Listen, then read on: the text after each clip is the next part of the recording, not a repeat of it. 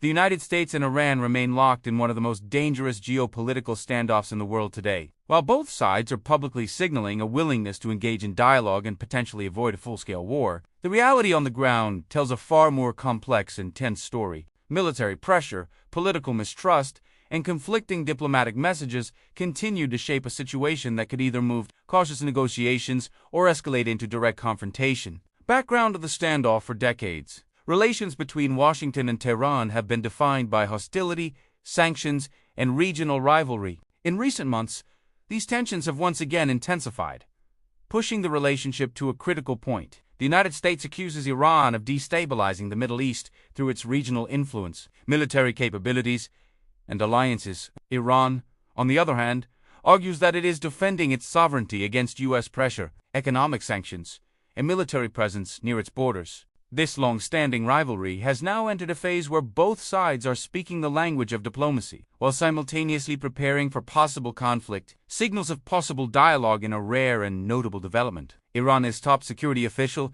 has stated that progress is being made toward setting up structured negotiations with Washington. This statement has drawn global attention, as it represents one of the clearest diplomatic signals from Tehran in recent times. According to Iranian officials, indirect channels of communication are active, and there is discussion around creating a framework that could allow formal talks to take place. These signals suggest that Iran is aware of the heavy cost of war economically, politically, and militarily. From Washington's side, U.S. officials have also indicated that diplomacy remains an option, provided that Iran addresses key American concerns. However, the United States has made it clear that talks would not mean weakness, and that military readiness will continue. Why these talks matter: any form of negotiation between the United States and Iran carries enormous global importance. A full-scale conflict between the two could destabilize the entire Middle East, disrupt global oil supplies, trigger regional wars involving U.S. allies and Iranian partners, increase economic uncertainty worldwide. This is why even the smallest diplomatic signal is closely watched by world powers, financial markets,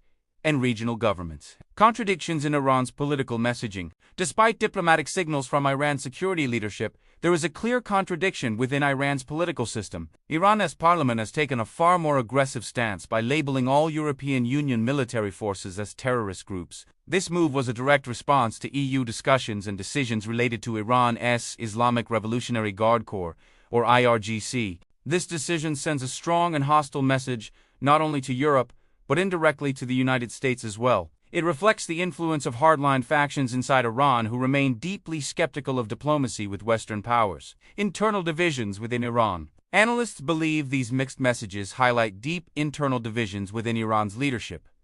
On one side, security officials and diplomats appear open to negotiations. Economic pressure from sanctions is pushing Iran toward dialogue. On the other side, hardline lawmakers and military-aligned factions see compromise as weakness. There is strong resistance to Western demands. This internal struggle makes Iran's position unpredictable and complicates any diplomatic process. U.S. military posture and pressure. While diplomacy is being discussed, the United States has not reduced its military presence in the region. American warships, surveillance systems, and regional bases remain fully operational. Washington's strategy appears to be one of maximum pressure combined with conditional diplomacy, maintaining military readiness while leaving the door open for talks. U.S. officials argue that this approach is necessary to prevent Iran from using negotiations as a delay tactic while strengthening its military position. Risk of miscalculation. One of the biggest dangers in the current situation is the risk of miscalculation. With military forces operating in close proximity, naval patrols in sensitive waters, high political tension, even a small incident could escalate rapidly. History shows that wars do not always begin with deliberate decisions. Sometimes they start with misunderstandings, accidents, or political international reaction. Global powers are urging restraint. European countries have called for de-escalation, emphasizing that dialogue is the only sustainable path forward. Meanwhile, regional players are watching closely, aware that any conflict would spill across borders. Energy markets remain particularly sensitive, as the region plays a vital role in global oil and gas supplies.